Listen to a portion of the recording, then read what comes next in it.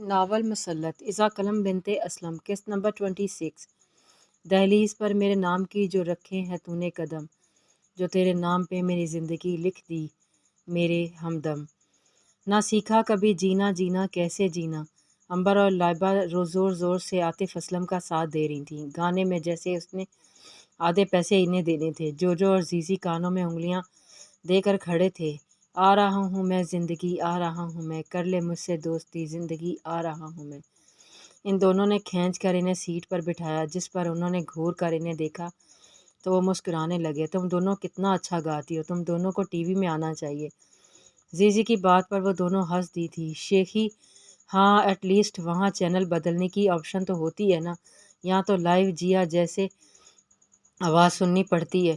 عنبر اور لائبہ دونوں نے گھور کر ان دونوں کو دیکھا تو جو کھسکانی ہنسی ہنس رہے تھے۔ جب وہ دونوں پھر بولیں چوٹھے، وہ دونوں کنفیوز انہیں دیکھنے لگے۔ اب وہ ہنسنے لگی تھیں۔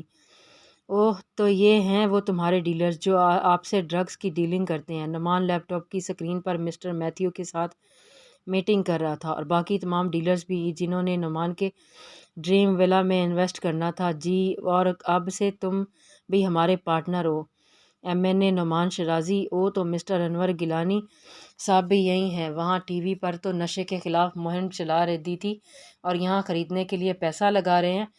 اب کیا کریں نعمان، اب ان تنخواہوں سے پوری تھوڑی پڑتی ہے، کچھ اوپر کا کالا نیلا کرنا پڑتا ہے۔ تو آپ لوگ ڈریم ولا انویسٹ کرنے جا رہے ہیں، اور مجھے پورا یقین ہے ہمیں بہت منافع دے گا، اتنا کہ جتنا کبھی کسی نے نہیں دیا ہوگا۔ ڈریم ولا ایک کلب، ایک ہوٹل، سب کا کام دے گا، جہاں مسٹر میتھیو کی کمپنی کی ڈرگز ہوں گی، اور وہ ایسا نشہ ہوگا جو ایک بار کھانے کے بعد موت تک ساتھ نہیں چھوڑے گا۔ لوگ جتنا ہوٹل میں کھائیں پئیں گے، اتنی انہیں ڈرگز کی لت لگے گی، یعنی وہ نشہ سلو پوائزن کی طرح رگوں میں اترے گا، جو ایڈکٹ کو سکون دے گا۔ چیزوں کی ڈیمانڈ ہوگی، اور ہم کوڑیوں میں کھیلنے لگے، اور نئی نسل تباہ ہو جائے گی، اور ملک تباہی کے دہانے پر حکومت یا کرپٹ باشندے ملک کو دوسرے ممالک کا قرض دار کرتے رہیں گے۔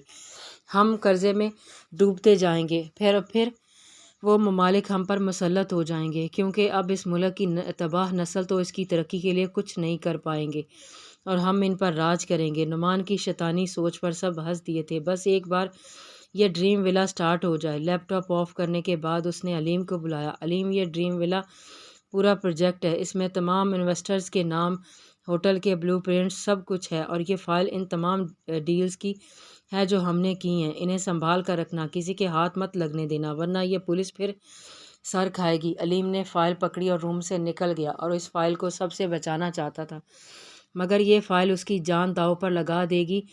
یار تم دونوں کو دیکھ دیکھ کر میرا بھی دل کر رہا ہے شیروانی پہن کر بیٹھ جاؤں تم دونوں کے ساتھ۔ مرزا انگوری اور مہتاب بلیک کلر کی شیروانی میں صوفے پر بیٹھے تھے۔ پورا مال گولڈن فلاورز اور لائٹ سے سجا تھا۔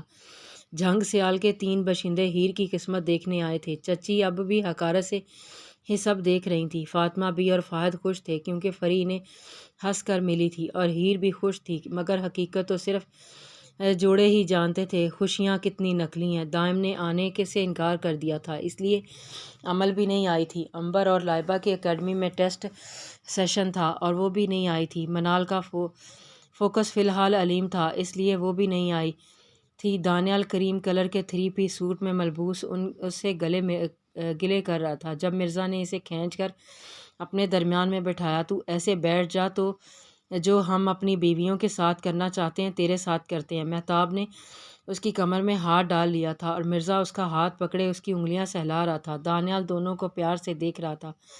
ہائے مرزا، بڑا اچھا لگ رہا ہے ایسے۔ مرزا کبھی اس کے گال چھو رہا تھا، کبھی انگلیاں، اور دانیال شرما رہا تھا۔ جب کہ سامنے نظر پڑی، فری منہ کھولے اسے دیکھ رہی تھی، اور پھر اسے دیکھتی وہاں سے چلی گئی۔ فرحین، ایسا کچھ نہیں ہے جیسا تم سوچ رہی ہے، رکو۔ مرزا کے ہاتھ سے ہاتھ کھینچتا وہ فرحین کے پیچھے بھاگا تھا۔ وہ دونوں پیچھے لوٹ پوٹ ہو گئے تھے۔ مرزا کی فیملی اس کا صدقہ اتارتے نہیں تھک رہی تھی، لیکن اندر دلہنوں کے ذہن شل ہوئے پڑے تھے۔ ہیر انگوری لہنگے میں بالوں کی برینڈ کو موتیوں سے سجائے چہرے میک اپ جولری سے لدی بیٹھی تھی، اب دماغ سے جنگ کر رہی تھی۔ یہ تو نے اچھا نہیں کیا ہیر، کل بابو تیرے قریب آئے اور تو نے منع کر دیا۔ ہاں تو میری بھی عزت نفس ہی، اور وہ کون سا مجھ سے پیار کرتے ہیں، مگر پیار تو فکر ہوتی ہے نا، چچی جلاتی تھیں مگر بابو زخم پر مرہم بھی رکھتے ہیں۔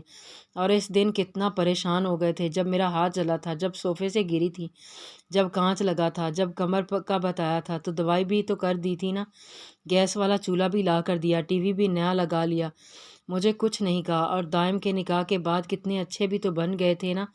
ہاں تو وہ میرے قریب صرف اس لیے آ رہے تھے، انہیں لگا مجھے اس کی خواہش ہے، یہ تو میری بے عزتی ہے نا۔ مگر شوہر کے قریب آنے پر کیسے بے عزتی، وہ تو جسم و جاں کا مالک ہوتا ہے، میں ہوتی کون ہوں انہیں دور کرنے والی، اور کتنا پیار کرتے ہیں ان سے، اب جب وہ کرنا چاہتے ہیں تو دور کر رہی ہوں بس۔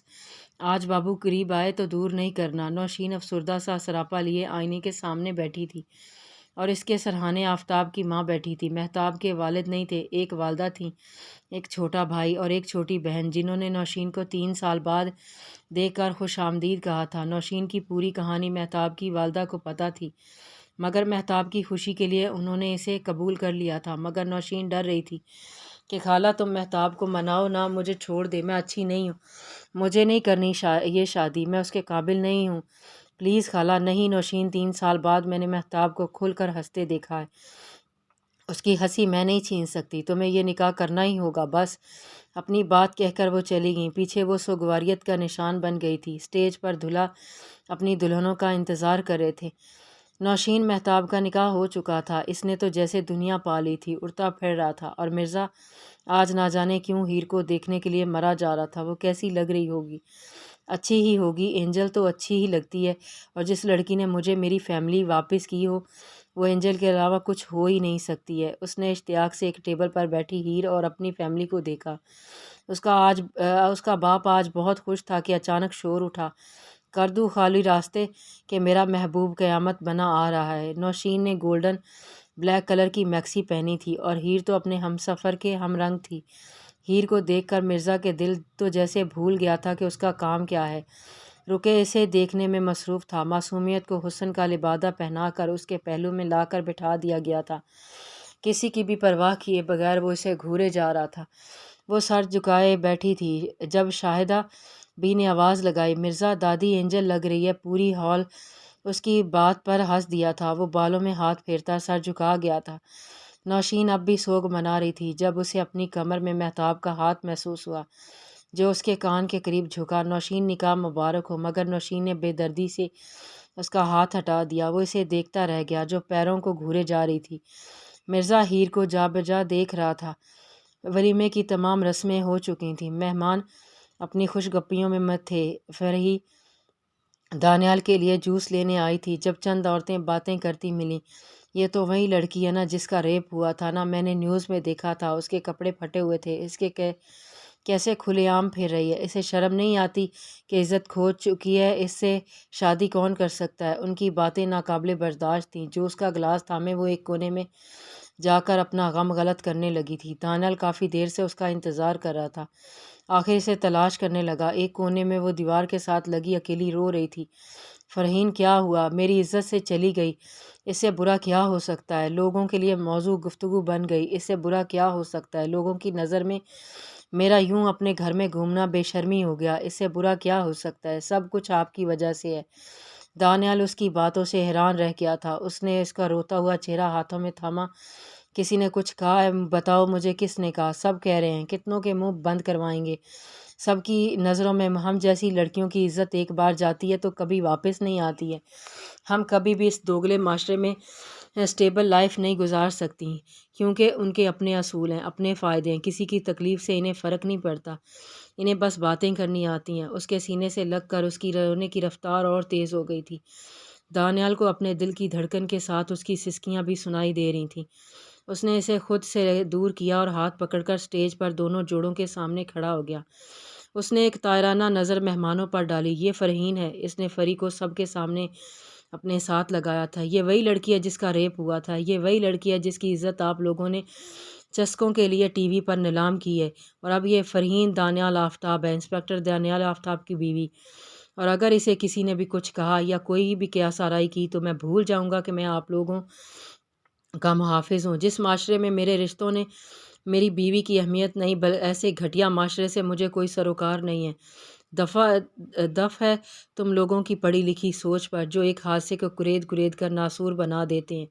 دف ہے ہماری سوشل میڈیا پر جو ایک لڑکی کی عزت رکھنا نہیں جانتا، صرف مزے لینے ہیں۔ اس کے کپڑے کیسے پھٹے تھے، وہ کہاں سے بے لباس تھی، اس نے کہاں کہاں ہاتھ لگایا، سب مزے لینے کے لیے جاننا ہے تم لوگوں کو۔ ایک ریپسٹ ایک بار زیادتی کرتا ہے اور ہمارا معاشرہ اسے وہ سب یاد دلا کر ہر روز ریپ کرتا ہے۔ اس کا اور ان میں سب سے زیادہ تعداد عورتوں کی ہوتی ہے۔ فری نے افسوس کی نظر سے ان عورتوں کو دیکھا جو شرمندگی سے سر جھکا گئی تھیں۔ شرم آتی ہے مجھے ان عورتوں کو عورت کہتے ہوئے جو اپنی جنس کا درد نہیں سمجھتی، تو مرد اسے کیا سمجھے گا؟ جب تک ہمارے معاشرے میں عورت کمزور سمجھنے، پیر کی جوتی سمجھنے کی سوچ مسلط رہے گی، ریپ ہوتے رہیں گے، گھریلو تشدد ہوتا رہے گا، ہر لڑکی ان پڑھ رہے گی۔ لیکن اب اگر میری بیوی پر انگلی اٹھائی میں ہاتھ کاٹ دوں گا۔ تمام مہمان اپنی ہی سوچ پر شرمسار ہو گئے تھے، اس لیے کھسکنے لگے تھے، مگر ان کے جانے کا افسوس کسی کو نہیں تھا۔ دانیال نے مہتاب اور مرزا کو دیکھا جو خود سنجیدہ تھے۔ سوری یار، تم لوگوں کی تقریب خراب ہو گئی۔ انہوں نے شرمسار کرنا ضروری تھا۔ ہمیں کوئی افسوس نہیں ہے۔ ان سب کے درمیان سے وہ فری کو لے گیا تھا۔ اس کے والدین بھی سر بلند کیے اس کے پیچھے چلے گئے تھے۔ چچا چچی اور فاطمہ بھی رات وہیں رک گئے تھے۔ ہیر کو کمرے میں پہنچا دیا گیا تھا، وہ آج بھی سجی سوری بیڈ پر بیٹھی تھی، دانیال کی باتوں سے اپنا ماضی میں کھوئی تھی جب وہ پہلی دفعہ اسکول گئی تھی۔ انگور، اس نے الف سے انگور، آم، ابھی تو یہی پڑھا تھا کہ ماں باپ چلے گئے۔ پھر جائیداد کی وارث ہیر کو چچی نے ظلم کر کے اس کا منہ بند کروایا کر ان پڑھ رہنے دیا کہ کہیں وہ پڑھ لکھ کر تو حق مانگنا نہ آ جائے۔ اسے ہمارے معاشرے میں اکثر یتیم بچے، کم تعلیمی یافتہ اس وجہ سے بھی رہ جاتے ہیں کہ کہیں انہیں حق مانگنا نہ آ جائے۔ وہ انہی سوچوں میں مبتلا تھی جب مرزا کمرے میں آیا، یکدم ڈر گئی اور بیڈ سے اتر گئی۔ آج پھر اس کی چوڑیاں کمرے کی خاموشی توڑ رہی تھیں۔ ہیر، وہ اتارنے لگی چوڑیاں، اس نے ڈرتے ڈرتے کہا اور تیزی سے آئینے کے سامنے چوڑیاں اتارنے لگی۔ مرزا کو شادی کی پہلی رات اور شرمندگی نے آن گھیرا تھا۔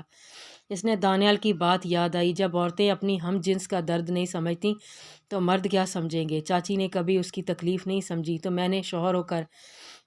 اس نے نرمی سے اس کا ہاتھ تھاما۔ ہیر اس کا رخ اپنی جانب کیا۔ آئی ایم سوری، مطلب مجھے معاف کر دو، میں بہت شرمندہ ہوں۔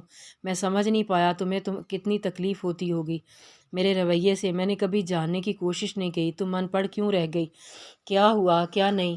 I am sorry. وہ حیرت سے بس اسے دیکھ رہی تھی۔ آج وہ کتنی نرمی سے بات کر رہا تھا اس سے۔ کیا تم مجھے کبھی معاف کر دو گی؟ میں نے تمہیں اتنی تکلیف دی ہے، سزائیں دی ہیں، اور تم نے پلٹ کر جواب نہیں دیا، میری ہر بات مانی، اس کے لیے شکریہ۔ مجھے میرے گھر والے، میری دادی، میری امی ابو، میری بہن، سب واپس دینے کے لیے تھینک یو۔ اس نے ایک دم اسے سینے سے لگا لیا۔ ہیر کی آنکھیں کھلی رہ گئی تھی۔ مرزا، اس کا بابو، اتنے پیار سے پیش آ رہا تھا۔ اسے اپنی دادی کی بات یاد آئی، تیرا شہزادہ لاکھوں میں ایک ہوگا، وہ تجھے ان سب سے دور لے جائے گا، تجھے بہت پیار دے گا۔ تو کیا شہزادہ آ گیا تھا؟ اسی سوچ کے تحت اس نے اس کی پشت پر ہاتھ باندھ لیے تھے۔ سب ٹھیک ہو گیا تھا۔ کافی دیر اس طرح گزر گئے تھے، پھر آرام سے اسے الگ ہوا۔ تم نے مجھے معاف کر دیا نا؟ جس پر اس نے ثابت میں سر ہلایا۔ مرزا گہرا سانس لے کر اس سے دور ہو گیا۔ اس کے دل سے بوجھ اتر گیا تھا۔ اس نے ہیر سے اپنے کیے کی معافی مانگ لی تھی، الماری سے کپڑے نکالے اور واش روم میں چلا گیا۔ وہ ابھی بھی اپنے زیورات اتار رہی تھی۔ لیپ ٹاپ پکڑتا وہ پھر سے کام میں بیزی ہو گیا۔ جب وہ کپڑے بدل کر باہر آئی، سادہ سے حلیے میں وہ زیادہ اچھی لگتی تھی۔ مرزا نے ایک نظر پھر اسے دیکھا، جس کے چہرے پر آج چمک تھی، مسکان تھی، خوشی تھی۔ اس نے دوبارہ لیپ ٹاپ پر سر جھکا لیا تھا جب ایک خیال دل میں آیا۔ ہیر کی بات یاد آئی، چاچی صحیح کہتی تھی، میں کسی کی محبت کے لائق ہی نہیں ہوں، مجھ سے کبھی کوئی محبت نہیں کرتا۔ اس نے ایک نظر ہیر کی جانب دیکھا، کتنی تکلیفیں دی تھیں اسے، کیا اس کا محبت پر کوئی حق نہیں تھا؟ کیا اس کا مجھ پر کوئی حق نہیں ہے؟ اس نے لیپ ٹاپ شٹ ڈاؤن کیا اور اس کی جانب چل دیا۔ ہیر کو اچانک اپنی کمر کے گرد کچھ محسوس ہوا۔ اس نے آئینے میں دیکھا تو وہ اس کی گردن سے بال پیچھے ہٹاتے اس کی گردن پر جھکتا جا رہا تھا۔ وہ جانتی تھی وہ اسے کیا چاہیے۔ اسے اپنی بات یاد آئی تھی، آج بابو قریب آئے تو دور نہیں کرنا، بس اپنی گردن پر اس کا لمس پا کر وہ اس میں سے سمٹ سی گئی تھی، مگر ایک مسکراہٹ ہونٹوں کو چھوئے جا رہی تھی۔ اس کا سفر گردن سے ہوتا، بازوؤں سے گزرتا، ہاتھوں تک گیا تھا۔ اس کے ہاتھوں کی انگلیوں میں انگلیاں پھنسائے ان پر اپنا لمس چھوڑ رہا تھا۔ ہیر نے چہرہ اس کی جانب اٹھایا تو وہ اپنے جذبات سے لبریز آنکھوں سے اسے دیکھ رہا تھا، جسے دیکھ کر وہ نظریں جھکا گئی تھی۔ مرزا اس کی اس ادا پر مسکرا دیا تھا، اس کا چہرہ ہاتھوں میں تھام کر اوپر اٹھایا۔ تم بہت کیوٹ ہو، کیوٹ یعنی بہت پیاری۔ اس کے ماتھے کو محبت سے چھوا، ایک جھٹکے سے اسے باہوں میں اٹھا لیا۔ ہیر تم بہت اچھی ہو، بہت زیادہ، اتنی کہ جتنی کوئی پڑھی لکھی نہیں ہو سکتی۔ تمہیں تمہارا ہر حق ملے گا، تمہارے حصے کی محبت ضرور ملے گی۔ اسے بیڈ پر لٹائے وہ اس پر جھک گیا تھا۔ جب اس نے اس سے سوال کیا، آپ کو مجھ سے محبت ہو گئی؟ اس سوال پر وہ چند لمحے سے دیکھتا رہا، پھر اس کے ہونٹوں پر جھک گیا۔ ہیر نے بھی یہ سوچ کر اس کی گردن کے گرد ہاتھ باندھ لیے تھے کہ محبت ہو گئی ہوگی تبھی تو قریب آئے ہیں، ورنہ کیوں آتے؟ مرزا نے ہاتھ بڑھا کر لائٹ آف کر دی تھی۔ گزرتی رات کے ساتھ ہیر مرزا کی ہوتی جا رہی تھی۔ مرزا نے اس سے کہا تھا کہ وہ اسے اس کا ہر حق دے گا، لیکن یہ نہیں کہا تھا کہ اس سے محبت کرتا ہے، اور یہی جذبہ ان کی دوری کا موجز بنا تھا۔ موسم اچانک خراب ہو گیا تھا، بادل زور شور سے گرجنے چمکنے لگے تھے، تیز بارش ہو گئی تھی جس نے پورے لاہور کو لپیٹ میں لے لیا تھا۔ فری دانیال جب واپس آئے تھے تو امبر لائبہ ڈور لاک کر کے سو چکی تھیں، اس لیے آج فری اپنے ہی کمرے میں تھی۔ وہ بیڈ پر لیٹی صوفے کو ہی گھورے جا رہی تھی جہاں وہ بھی چھت کو ہی گھور رہا تھا۔ اسے اس کی ایک بات یاد آئی تھی، یہ فرحین ہے، یہ میری بیوی ہے۔ جہاں میری بیوی کی اہمیت نہیں، ایسے معاشرے سے مجھے کوئی سروکار نہیں ہے۔ باہر بارش نے پانی پانی کیا ہوا تھا، بادل گرج رہے تھے اور فری کو ڈر لگ رہا تھا، اس لیے اس نے دانیال کو بلایا۔ کوپ اس نے اس کی جانب کروٹ لے کر پوچھا، اب بیڈ پر آ جائیں، مجھے اکیلے ڈر لگ رہا ہے۔ دانیال نے ایک نظر اس کے کمبل میں چھپے وجود کو دیکھا، پھر موسم کو، پھر سیدھا لیٹ گیا۔ اور اگر کوپ بیڈ پر آ گیا تو کوپ کو اپنے آپ سے ڈر لگے گا۔ بادل پھر زور سے گرجے، اس نے منہ کمبل میں دے لیا تھا۔ آ جائیں نا پلیز۔ دانیال اٹھ کر بیلکنی میں ہی آ گیا تھا۔ بارش بادل کا شور اور زیادہ سننے تاکہ اسے فری کی آواز نہ آئے۔ وہ بہکنا نہیں چاہتا تھا، وہ غلطی نہیں کرنا چاہتا تھا۔ ڈھونڈے پانی کی بوندیں اس سے ٹکرا کر زمین بوس ہوتی جا رہی تھیں۔ جب اسے اپنی کمر کے گرد کچھ نرم محسوس ہوا، وہ اس کے ساتھ چپکی کھڑی تھی۔ آئی ایم سوری، میں جانتی ہوں آپ مجھ سے ناراض ہیں، میں نے جو کچھ بھی کہا آپ کو ہرٹ کیا، کبھی شیشے سے تو کبھی فضول بکواس کی، کبھی اس انسان کی حیوانیت بتا کر ستایا۔ سوری، آپ بہت اچھے ہیں، میں غلط تھی، مجھے لگتا تھا آپ صرف مجھے ہمدردی کے لیے رکھ رہے ہو، آپ کو مجھ سے کوئی غرض نہیں ہے۔ مجھے لگتا تھا دادی، امی، ابو نے آپ کو مجھ پر زبردستی مسلط کر دیا ہے، اس لیے کرتی تھی وہ سب، مگر آج آپ نے سب کے سامنے مجھے قبول کیا ہے، سب کو ٹھکرا کر آپ بہت اچھے ہیں۔ سوری۔ بات ختم ہونے تک اس کے جسم میں ٹھنڈ سے کپ کپی طاری ہو گئی تھی جو دانیال کو واضح محسوس ہو رہی تھی۔ اس نے رخ اس کی جانب کیا جو بھیگ رہی تھی، جس کے ہونٹ تک کانپ رہے تھے۔ فرحین، اندر جاؤ، ٹھنڈ لگ جائے گی۔ نہیں، پہلے آپ میرے ساتھ چلیں۔ اپنے بازو گرد لپیٹتے وہ وہیں ضد پر اڑ گئی تھی۔ اچھا ٹھیک ہے، کپڑے بدلو، میں آتا ہوں۔ عصابت میں سر ہلاتی وہ اندر کی جانب چلی گئی تھی، کپڑے بدلے اور بیڈ پر جا کر لیٹ گئی۔ کافی دیر اس کا انتظار کرتی رہی مگر وہ نہیں آئے نہ مجھے پتا تھا، وہ مجھ سے پیار تھوڑی کرتے ہیں، وہ تو بس فکر تھی، ہمدردی تھی۔ اور اچانک کمبل میں حرکت ہوئی، اس نے چہرہ موڑا تو وہ لیٹنے کی تیاری کر رہا تھا۔ اچھا تو وہ کپڑے بدل رہا تھا۔ اس کے چہرے پر مسکان آ گئی۔ فری، سو جائیں۔ تکیے پر سر رکھے وہ آنکھیں بند کرتا اسے بھی سونے کو کہہ رہا تھا۔ اس نے رخ موڑا اور سر اس کے سینے پر رکھ لیا تھا۔ دانیال نے بھی اس کے گرد حصار باندھ لیا تھا۔ کوپ، آپ بہت اچھے ہیں۔ Now you can call me free. آنکھیں بند کیے اس کے چہرے پر مسکان آ گئی تھی۔ فری، سو جائیں۔ فرحین، سو جائیں۔ فری بولی، نہ فرحین نہیں، لیکن دانیال کے ذہن پر اس کے کہے الفاظ گونج رہے تھے۔ میرا نام فرحین ہے۔ فری مجھے میرے اپنے کہتے ہیں، تو کیا میں فری کا اپنا بن گیا ہوں؟ یہ سوال پوچھ کر وہ بیتی باتیں یاد نہیں کرنا چاہتا تھا جب اچانک اس کی انگلیاں اسے اپنے چہرے پر محسوس ہوئیں۔ اس نے آنکھیں کھول کر دیکھا۔ آپ بہت کیوٹ ہیں۔ دانیال نے ماتھے پر مصنوعی بل ڈال کر اسے دیکھا۔ سو جاؤ، جس سے وہ گھبرا کر آنکھیں بند کر گئی۔ دانیال نے نرمی سے اس کے ماتھے کو چھوا اور آنکھیں موند گیا تھا۔ جاری ہے۔